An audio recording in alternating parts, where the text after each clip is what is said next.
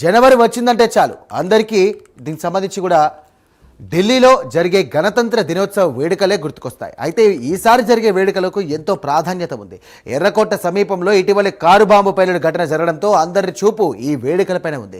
ఉగ్ర ఘటన తర్వాత దేశంలో జరిగే వేడుకలు ఇవే కావడంతో అందరి దృష్టి వీటిపైనే పడింది. దేశ అంతర్గత భద్రతను దెబ్బతీయడానికి ఖలిస్తానీ బంగ్లాదేశ్ కేంద్రంగా పనిచేస్తున్న ఉగ్రవాద సంస్థలు స్థానిక గ్యాంగ్స్టర్లను ఉపయోగించుకుంటున్నాయని సమాచారం.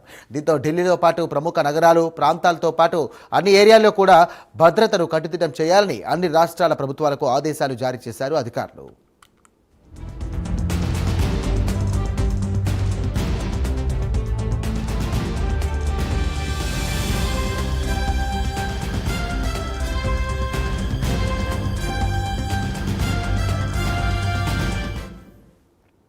దేశవ్యాప్తంగా గణతంత్ర దినోత్సవ వేడుకలు సమీపిస్తున్న తరుణంలో ఢిల్లీలో భారీ ఉగ్రముప్పు పొంచి ఉందని నిఘా వర్గాలు హెచ్చరించాయి. జనవరి 26 వేడుకలను లక్ష్యంగా చేసుకుని ఉగ్ర సంస్థలు దాడులకు పాల్పడే అవకాశం ఉన్నట్టుగా తెలుస్తోంది. దీంతో భద్రతా దళాలు అప్రమత్తమయ్యాయి. విదేశాల్లో తలదాచుకుంటున్న ఖలిస్తానీ ఉగ్రవాదులు అలాగే బంగ్లాదేశ్కు చెందినటువంటి ఉగ్ర ముఠాలు ఈసారి స్థానిక గ్యాంగ్స్టర్ల ద్వారా దాడులకు పాల్పడే అవకాశం ఉందని సమాచారం.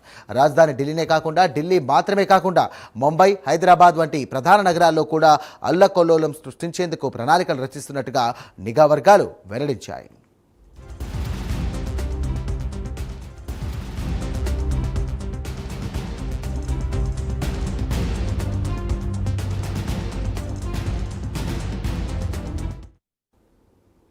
ఉగ్రమూకలు గగనతలం నుండి డ్రోన్ల ద్వారా దాడులు జరిగే ప్రమాదం ఉందని, ముఖ్యంగా రెడ్ ఫోర్ట్, కర్తవ్య పథ్ పరిసరాల్లో నో ప్లే జోన్లుగా పటిష్టం చేయాలని స్పష్టమైన ఆదేశాలు జారీ అయ్యాయి. దీంతో ఢిల్లీ పోలీసులు హుటాహుటిన రంగంలోకి దిగారు.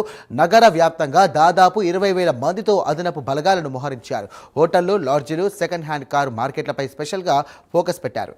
రద్దీ ప్రాంతంలో ఉగ్రవాదుల పోస్టర్లను ప్రదర్శిస్తూ ఏదైనా అనుమానాస్పద వస్తువు లేదా వ్యక్తి కనిపిస్తే వెంటనే 112కి సమాచారం ఇవ్వాలని ప్రజలను కోరారు.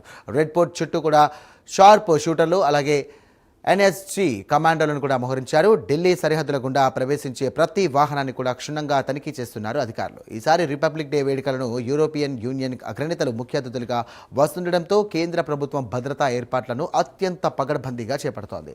రాబోయే వారం రోజుల పాటు దేశవ్యాప్తంగా ప్రధాన ఎయిర్పోర్ట్లు అలాగే రైల్వే స్టేషన్లోనూ హై అలర్ట్ కొనసాగుతుంది.